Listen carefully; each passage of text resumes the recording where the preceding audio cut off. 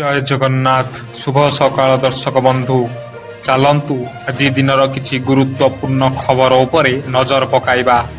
ତା ପୂର୍ବରୁ ଆମ ଚ୍ୟାନେଲକୁ ନୂଆ ଆସିଥିଲେ ଚ୍ୟାନେଲକୁ ସବସ୍କ୍ରାଇବ୍ କରି ପାଖରେ ଥିବା ବେଲ୍ ଆଇକନକୁ କ୍ଲିକ୍ କରି ନିଅନ୍ତୁ। ପ୍ରଥମ ଖବର, ରାଜ୍ୟରେ ଆଉ 4 ଜିଲ୍ଲାରେ ଖୋଲିବ ଚାଉଳ ଏଟିଏମ୍। ଝାରସୁଗୁଡ଼ା, ନବରଙ୍ଗପୁର, କେନ୍ଦୁଝର, ଢେଙ୍କାନାଳ ଜିଲ୍ଲାରେ ଖୋଲିବ ଏହି ଚାଉଳ ଏଟିଏମ୍।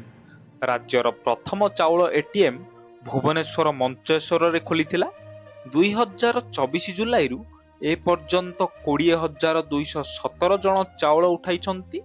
ମୋଟ 3,805 କ୍ୱିଣ୍ଟାଲ କିଲୋଗ୍ରାମ ଚାଉଳ ଉଠାଣ ହୋଇଛି ବୋଲି କହିଛନ୍ତି ଖାଦ୍ୟ ଯୋଗାଣ ମନ୍ତ୍ରୀ କୃଷ୍ଣଚନ୍ଦ୍ର ପାତ୍ର।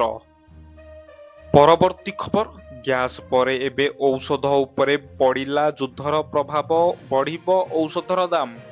ମଧ୍ୟପ୍ରାଚ୍ୟରେ ବଢୁଥିବା ଉତ୍ତେଜନା ଏବଂ ଇରାନ ଯୁଦ୍ଧର ପ୍ରଭାବ ଏବେ ଭାରତର ଔଷଧ ଶିଳ୍ପରେ ଅନୁଭୂତ ହେଉଛି। ଗତ 2 ସପ୍ତାହ ମଧ୍ୟରେ ଔଷଧ ଉତ୍ପାଦନରେ ବ୍ୟବହୃତ କଞ୍ଚାମାଲ ସକ୍ରିୟ ଔଷଧ ଉତ୍ପାଦନର ମୂଲ୍ୟ ପ୍ରାୟ 30% ବୃଦ୍ଧି ପାଇଛି। ପରବର୍ତ୍ତୀ ଖବର, ମନମାନି କଲେ ଦଣ୍ଡ ପାଇଲେ। ମଣ୍ଡି ଦାୟିତ୍ୱରେ ଥିଲେ ହେଲେ ଧାନ କିଣା ବେଳେ ଅନୁପସ୍ଥିତ ରହୁଥିଲେ। ଶେଷରେ ବାଜିଲା ଜିଲ୍ଲାପାଳଙ୍କ ଛାଟ, ବନ୍ଦ ହେଲା ଦରମା।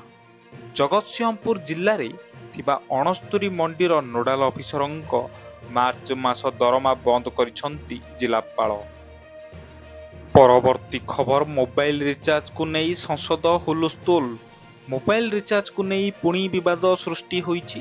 ବିଭିନ୍ନ ଟେଲିକମ କମ୍ପାନୀଙ୍କ ପ୍ରିପେଡ୍ ପ୍ଲାନକୁ ସଂସଦରେ ପ୍ରଶ୍ନ ଉଠାଇଛନ୍ତି ସାଂସଦ। ବର୍ଷକ 12 ମାସ ହୋଇଥିବା ବେଳେ 13 ଥର ରିଚାର୍ଜ କରିବାକୁ ପଡୁଛି।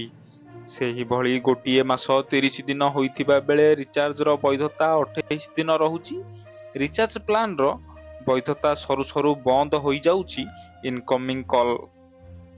ପରବର୍ତ୍ତୀ ଖବର, ଓଡ଼ିଶାରୁ ଯାଇ ଦୁଲୁକାଇବ ଦିଲ୍ଲୀ। ଓଡ଼ିଆ କଳା, ସଂସ୍କୃତି, ଇତିହାସ, ଐତିହ୍ୟର ହେବ ମହାମିଳନ। କିଛି ଦିନ ପାଇଁ ଓଡ଼ିଶା ପାଲଟିବ ଜାତୀୟ ରାଜଧାନୀ ଦିଲ୍ଲୀ।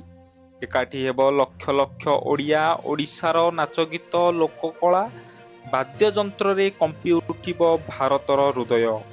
ଗୋଟିଏ ସ୍ଥାନରେ ସଭିଏଁ ହେବେ ଏକାଠି। ହାତ ପାହାନ୍ତାରେ ଓଡ଼ିଶାର ପିଠାପଣା, ମିଠା, ସୁସ୍ୱାଦ ବ୍ୟଞ୍ଜନର ମଜା ନେବେ ଓଡ଼ିଆ ଏବଂ ଦେଶବାସୀ।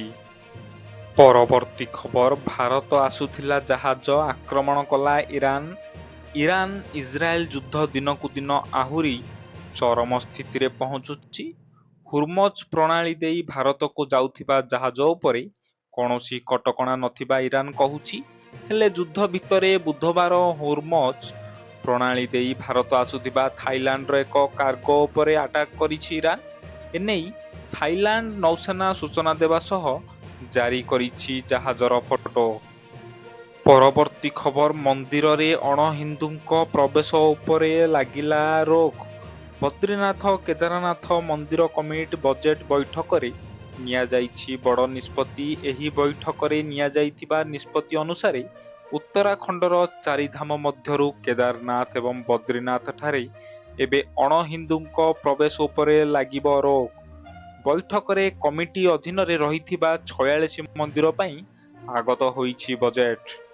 ପରବର୍ତ୍ତୀ ଖବର, IPL 2026 ପାଇଁ କାର୍ଯ୍ୟସୂଚୀ ଘୋଷଣା। ମାତ୍ର 15 ଦିନରେ ଖେଳାଯିବ 20ଟି ମ୍ୟାଚ୍। କ୍ରିକେଟ ପ୍ରେମୀଙ୍କ ପାଇଁ ବଡ଼ ଖବର, ବହୁ ପ୍ରତୀକ୍ଷିତ ଇଣ୍ଡିଆନ ପ୍ରିମିୟର ଲିଗ୍ 2026ର କାର୍ଯ୍ୟସୂଚୀ ଆନୁଷ୍ଠାନିକ ଭାବେ ଘୋଷଣା କରାଯାଇଛି। ତେବେ ଭାରତୀୟ କ୍ରିକେଟ କଣ୍ଟ୍ରୋଲ ବୋର୍ଡ BCCI ବର୍ତ୍ତମାନ କେବଳ ପ୍ରଥମ 15 ଦିନର ସୂଚୀ ଜାରି କରିଛି। ପ୍ରଥମ ପର୍ଯ୍ୟାୟରେ ମାର୍ଚ୍ଚ 28ରୁ ଏପ୍ରିଲ 12 ତାରିଖ ପର୍ଯ୍ୟନ୍ତ ହେବାକୁ ଥିବା ମ୍ୟାଚଗୁଡ଼ିକର ବିବରଣୀ ସାମ୍ନାକୁ ଆସିଛି। ପରବର୍ତ୍ତୀ ଖବର, ମୁକେଶ ଆମ୍ବାନୀଙ୍କୁ ଧନ୍ୟବାଦ ଜଣାଇଲେ ଟ୍ରମ୍ପ। ଆମେରିକାରେ ରିଲାଏନ୍ସର ବିଶାଳ ପୁଞ୍ଜିନିବେଶ। ଆମେରିକା ରାଷ୍ଟ୍ରପତି ଡୋନାଲ୍ଡ ଟ୍ରମ୍ପ ଦେଶର ଶକ୍ତି କ୍ଷେତ୍ରରେ ଏକ ଐତିହାସିକ ପଦକ୍ଷେପ ଘୋଷଣା କରିଛନ୍ତି। ଆମେରିକାର ଟେକ୍ସାସ ସ୍ଥିତ ବ୍ରାଉନଭିଲ୍ ଠାରେ ଏକ ବିଶାଳ ତୈଳ ବିଶୋଧନାଗାର ନିର୍ମାଣ ପାଇଁ $300 ବିଲିୟନ ପ୍ରାୟ 25 ଲକ୍ଷ କୋଟି ଟଙ୍କା ଏକ ଚୁକ୍ତି ସ୍ୱାକ୍ଷରିତ ହୋଇଛି। ଏହି ବୃହତ ପ୍ରକଳ୍ପ ପାଇଁ ଟ୍ରମ୍ପ ଭାରତ ଏବଂ ଏହାର ସର୍ବବୃହତ ଘରୋଇ ଶକ୍ତି କମ୍ପାନୀ ରିଲାଏନ୍ସକୁ ସ୍ୱତନ୍ତ୍ର ଭାବେ ଧନ୍ୟବାଦ ଜଣାଇଛନ୍ତି। ପରବର୍ତ୍ତୀ ଖବର ପୁଣି ଅଲଗା ହେବେ ବଲିଉଡର ଦୁଇ ଆଗଧାଡିର ଷ୍ଟାର ଦୀର୍ଘ ବର୍ଷର ବିବାହ ପରେ ପଡ଼ିଲା ପୂର୍ଣ୍ଣଚ୍ଛେଦ। ଅଲଗା ହୋଇପାରନ୍ତି ସୈଫ ଅଲ୍ଲୀ ଖାନ ଏବଂ କରୀନା କପୁର ଖାନ ବୋଲି ଚର୍ଚ୍ଚା ହେଉଛି। ତେବେ ଉଭୟଙ୍କ ଫ୍ୟାନ୍ସ ଜାଣିବାକୁ ଚାହୁଁଛନ୍ତି ଯେ କ'ଣ ହେଲା ଦୁହିଁଙ୍କ ଭିତରେ, କାହିଁକି ଏତେ ବର୍ଷର ସମ୍ପର୍କରେ ଦେଖିବାକୁ ମିଳୁଛି ଦୂରତା। ପରବର୍ତ୍ତୀ ଖବର ଦେଶର ପ୍ରଥମ ଇଚ୍ଛାମୃତ୍ୟୁକୁ ସୁପ୍ରିମକୋର୍ଟଙ୍କ ଅନୁମତି। ନା ଦେହରେ ବଳ ଅଛି ନା କିଛି ଜାଣିପାରୁଛନ୍ତି। ଜୀବନ ଅଛି ହେଲେ 13 ବର୍ଷ ହେଲା ଏମିତି ଅଚେତ ହୋଇ ବେଡ୍ରେ ପଡ଼ି ରହିଛନ୍ତି। ଡାକ୍ତର ଠିକ୍ ହେବାର ଆଶା ଛାଡ଼ି ଦେଇଛନ୍ତି। ଏବେ ସୁପ୍ରିମକୋର୍ଟ ଉକ୍ତ ଯୁବକ ହରୀଶ ରାଣାଙ୍କୁ ଇଚ୍ଛାମୃତ୍ୟୁ ପାଇଁ ଅନୁମତି ଦେଇଛନ୍ତି।